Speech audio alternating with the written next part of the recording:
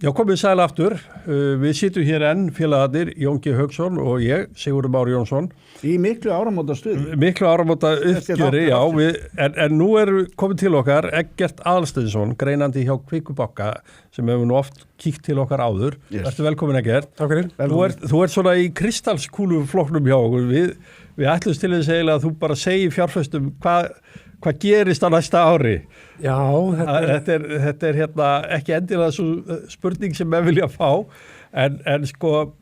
Hún er svolítið víðfenn. Já, en þú, ég segi samt mér til afsökunar að ég skulle spyrja þessu, þú ert alltaf að rýna í þessar tölur og ert nú orðin svolítið gamalreyndur í þessu, við þekktust nú á fjölmiðlaárunum hér áður fyrr, mikið rétt. Og gamalreyndur og þú hefur séð tímana tvenna, búin að fórstu mikið ferðalag á árinu ef ég man rétt og hérna skoðum í heiminum en núna svona þegar við sittum hér og áramótin að renna í garð hvað tilfinningu hefur þú fyrir komandi ári? Já, eins og ég sagði nú við þig hérna, þá ég ekki bergdreimin en hérna og allt sem að menn sögðu upp af síðast ás það hérna, hefur eiginlega ekki gengið eftir. Það voru til dæmis og sem verður náttúrulega stór hérna árifirháttur næsta ári, það er bara vaxt á þróun. Við sáum hérna skoðanakönnun sem var gerði upp á oss hjá viðskiptafélaginu, það voru markaðsaðilar sem voru svona að horfa stór meiri út á að vextir myndi koma niður 100 til 200 punkta árinu og myndi líka einhvers staðar bilinu stýrivexti 67% ástrúk. En 7,25. Já, það voru 3 litlar vaxtarlækkanir. Þannig að það hefur náttúrulega haft verulega áhrif á þróun hlutabréfamarkaðins og bara allar sparnaði í landinu að innlánin hafa bara verið besti valkostur, má verða þannig. Já. Og svo og þetta náttúrulega mun hafa áhrif á næsta ári. Við erum að svona þetta búið að vera flögt í verðbólgumælingum, svona fyrir síðustu tölur þá voru menn jafnvel farnir að rekna með 50 punkta lækkun í febrúar. En svona það er svona búið að slá svolítið á væntingar. Svo annað, eitt stór áriða þáttur síðast ári, og þess að vera sem að klára, það er náttúrulega gengið Alvotech, sem okkar Novo Nordisk, náttúrulega niður 65% árinu, sem markaðsverðið fara úr rúmi 500 milljónum niður í 200. Þetta er náttúrulega búið að lita öll innlend hlutabréfasöfn á árinu. Hlutabréfasjóði og verðbréfaeign, eignasöfn lífeyrissjóð og annarra, sko. Þannig að þetta er svona skellur sem að við höfum 300 milljarðar. Já. Það er nú ekkert annað. Og það verður þetta náttúrulega næsta árið náttúrulega vist stórt ár fyrir félagið. Það þarf að komast í gegnum nálarauga FDA með þessi nýju lyf sem er að fara að markaðsetja. Og þannig að það er svona stór áhrif að þrátturinn inn í næsta ár. Svo náttúrulega hefur við að horfa hástökkur þessa ás, það eru bankarnir, Arion og Íslandsbanki. Íslandsbanki, sérstaklega. Þessi 2 félög sem hafa hækkað hvað mest á árinu, 25-30%. Það verður heilmikið að gerast á fjármálamarkaði næsta ári. Við náttúrulega erum með þessi samruna, Arion og Kvik annars vegar og Skagans og Íslandsbanka, mun þetta gangi í gegn. Það er náttúrulega verða breytingar á stjórn Íslandsbanka, að koma inn nýjir aðilar sem að alltaf greinilega láta til sín taka. Heiðar Guðnason. Já. Höfum við fengið nóg að vita hvað þeir ætla að gera? Við erum alltaf að velta því fyrir svona hvað nákvæmlega eru þeir að koma inn til þess að koma í veg fyrir þennan samruna eða hvað er það sem fyrir þeim vakir? Finnst þér það að liggja nóg á borðinu? Nei, það er svo sem ekki alveg búið að sýna spilin, hvað menn hugsa. Það er náttúrulega, mun náttúrulega koma hún í ljós bara í svona aðrænta stjórnarkjörs og á hlutafundi, hvað menn horfa á. En það er að ljósta að Íslandsbanki er með alveg gríðarlega mikið umfram eigið sem sem þarf að koma einhvers konar í vinnu og ég veit að Heiðar hefur verið að horfa á áframhaldandi endurkaup eins og bankinn búin að vera í og það sé svona, hvað sé að vera að gera bestu hlutum fyrir hluta. Hann hefur svo sem ekki tjáð sig alveg svona kaupin og Skaga, hvað hann finnst þau. En það er alveg ljóst að Íslandsbanki og stjórnendur hafa náttúrulega í nokkuð tíma verið að tala það að fara inn í annars tryggingarekstur og svo stekka við sig eignasting og það er náttúrulega kannski svona tvíþætt markmið með þessum kaupum á Skaganum það gengur eftir. Þannig að það har náttúrulega verið, eins og nefnir, það har nú verið sko væntingar, ég held ég bara 1 eða 2 árum að það er sko einhverjar arðgreiðslur út úr Íslandsbanka, en svo er það náttúrulega þannig að bankaumhverfi á Íslandi er rosalega regulerað. Við hafum, hvað eftir annað verður það nú umræðefni hér í þáttunum hjá okkur? Gullhúðað. Já, og blýhúðað, við vorum einhvern veginn. Blýhúðað. Já, að það er settar miklar kvaðir og svona á kerfið, meðal annars út af einhverju sem gerðist hér fyrir 17 árum síðan núna og var sannarlega drastíst, en eiga síður sko að svona bara að það sé búið til svona starfsumhverfi bankakerfi sem að horfi til framtíðar og gerir það verkum að það geti til það stutt við íslenska atvinnulíf og sé leið áhugaverði fjárfestingakostir og liður í því fast okkur nú að fá Landsbankann inn til skráningar. Svona, ég hleypa þessi úr einu í annað en sko fjármálakerfið og bankakerfið er stórt í Kauphöllinni og það skiptir miklu máli hvað er að gerast þar og regluverki í kringu það. Já, algjörlega og það sem að bankakerfið og fjármálakerfið í Íslandi hefur náttúrulega verið að glíma við sem er lúxusvandi, það er alltaf mikið eiginlega eigifé, semst umfram markmið stjórnanda. Langt umfram sko lágmarkskröfur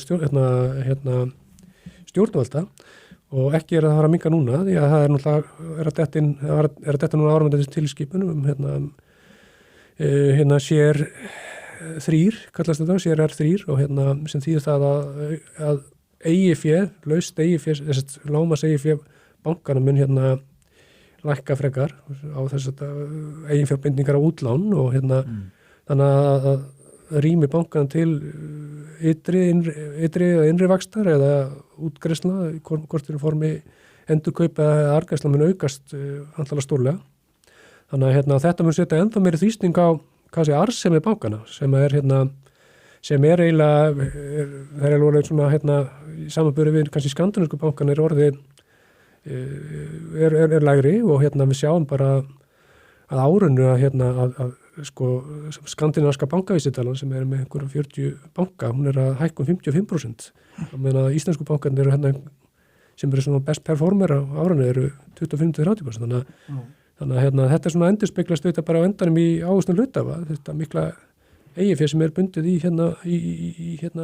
bönkunum og gera þá náttúrulega kannski að einhver leiti þá áhagamari en aðra samanbörbankar þá erlendis og kemur þá niður á endanum atvinnulífi og neytendum vantilega.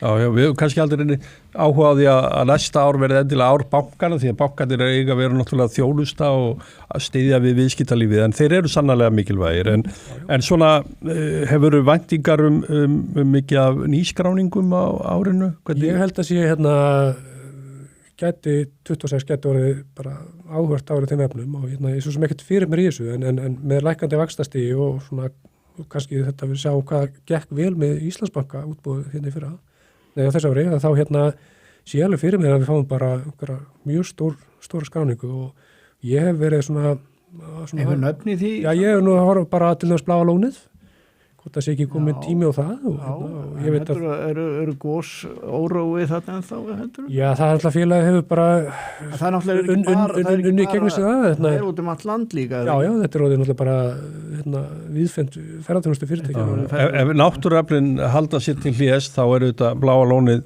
áhugaverðu fjárfestingakost Einhver fleiri svona sem þetta eftir huga? Það er náttúrulega eitt stærsti eigandinn í bláa lónu Stóður fjárfestingakost það náttúrulega hefur orða það að fara í skráninguna við hendur Drangar eða segja dótturfélag Já, ég held að Skeljar ég held að það sé kannski 27 Já, heldur það sé 27 Já, að það verði ekki á næsta Já, og jafnvel Styrká sem er hann líka eitt af dótturfélögum eitt af félögum eigu skél sem innviða þjónustu fyrirtæki sem hefur verið að stækka með kaupum undanfarið og er kannski orðið gæti orðið alveg marktæk skráningar líklega orðið skráningar Einhver vonarstjarna á árinu 2026 Sko upp á síðast ás voru allir að horfa á þessi þrjú fræknu Alvotech, Amarok og Oculus og nú er það þannig að Amarok og Oculus svona sko hafa slitið sér svona frá Alvotech hvað var ávöxtun snertir og svona bara kannski rekstra árangur svona til skemmutíma. Já. Sko þannig að ég held að hérna verið fjárfestar mun mjög horfa á þessi þrjúfélög hver með sín hætti og hérna og þetta bæði Amorok sem er þá hafið gullvinnslu í Grænlandi og er komin í fulla afkastagetu svona það líti ykkur árið og eins og Oculus með þá frekari svona hérna áfanga í rannsóknum og hérna að þetta fyrirtæki sem náttúrulega eru bara klálega til skemmri að lengri tíma yfirtökutark sko. Já, bara eins og Keresis Já. Ekki tósvipa kannski Algjörlega En svona fleiri félög að slíku tægi sem eru kannski ekki ábyrrandi í íslensku viðskiptalífi sé. Er einhver sprotar, svona alvöru sprotar svona finnst þér sem að eru þarna einhvers Ég er svo sem kannski ekki sterka skoðun á því hvað sko ætla menna hérna fara með fyrirtæki á marka sem eru kannski eiga kannski hérna þurfa kannski lengri tíma til þess að skrá við veitum alltaf saga Alvotech svolítið styrnum strá hérna, og þetta spurning hvort að menn vilji fara aftur í einhverju svoleiðis vegferð. Fóru þeir Alvotech of snemma fannst þér á markað? Já, ég held að það er auðvelt að vera vitur eftir og ég held að það sé. En svona að þeir hefðu þurft að vera með frumkvöðlana og þróununa aðeins lengra. Já, ég held að þeir hefðu þurft að vera komið með Nú eru þeir líka náttúrulega í Stokkólmi og fengu þar sem sagt eru félagi skráð í Stokkólmi og þar var talsverð eftirspurn. Það er styrkur því að félagi hefur geta sótt sér hérna, fjármuni í nokkur skipti og nú bara síðast í töðun með breytanlegu skuldabréfi en það voru kannski ekki ákjósulega aðstæður til þess. Nei, en það er sama. Þannig eru kauptækifæri. Þegar þú er komin úr 1900 genginu 1900 600 Já, það er hérna, ef þið náðu þessum 3 lyfum hérna inn árinu. Eru 3 lyf á næsta ári? Já, þeir eru komið 3 lyf núna sem eru komin. Sem fari gegnum lyfi eftir lítið þá? Já, sem eru komin og eru að fara á þetta marka í Evrópu í Japan, en ef ekki fengið grænaljósi hjá hérna. Það er 1 lyf komið, það ekki, sem er búið að fara samþykki? Ekki, þeir Alvotech með 2 lyf í sölu í Bandaríkjunum í dag og svo þessu 3 sem eru að fara bætast. Þannig að þá er það með 5 jafnir í lok næsta árs? Já, og það er svona ef allt gengur eftir og þannig að hérna, það er óskandi bara það gangi eftir því að þetta fyrirtæki er náttúrulega það sem mikið vært fyrir Íslands. Ef það náttúrulega gengur eftir þá er hjólinn fann að snúa. Já, það er mikið undir með þetta félag. En hérna, Jón, við erum svona... Jú, er það ekki bara, þetta ekki svona nokkuð að... vel yfir þetta. Já. Heyrðu Eggert, hérna, ég þakkaði bara mikið vel fyrir komuna hingað til okkar. Já, takk fyrir spilin. Og hérna, Jón, ég tek af þér rakettuspurninguna. Já, ég var með rakettuspurninguna. Ég hafði það sem sko síð hérna, það er reyna að fá svona smá fúkt í þetta. Sigurður bregst á við, sko, ég sé fulltrúi Landsbjörg. Ég veit bara, the money talk, sko. Bara áramót núna, það er gamlárskvöld og nýjársfagnaður. Hvernig eigðu þú þínu gamlárskvöldi? Það voru bara í faðmi minna nánustu í Efri-byggðum Kópavogs. Já, í Efri-byggðum Kópavogs. Það er nóg að bílast á þar. Östu bara áfram, bara í 1 mínútu. Hann var að tala um að þú færi mikið ferðalag á þess ári. Hvaða ferðalag var það? Ég fór til Ástralíu og Nýja-Sjálands. Já, býtu og dvaldur þar eitthvað? Já, ég var þar í 4 mánuðum. Já, hvað kom til? Það er bara einhver ævindir að þrá. Já, ok. Skoða heimir svona, þegar maður hérna er að koma að miðaland. Nýja-Sjáland er nú að tala með fallegri löndum í heimi. Já, þetta er alveg frábæri staðir þeir og mæli endri með að við mörlendingarnir förum hérna. Skoðum þetta? Þetta eru andfætlingar. Andfætlingar, var að tala um það. Heyrðu, en hérna bara, við séum bara gleðið ár og kæra þakki fyrir komuna. Takk fyrir. Þessu loki ég er hjá okkur í dag. Já, og við bara segjum við hérna fólk sem er búið að fylgjast með okkur í hérna á þessu ári. Það var 53. þátturinn, bara hlutafaspjallið, gleðilegt ár.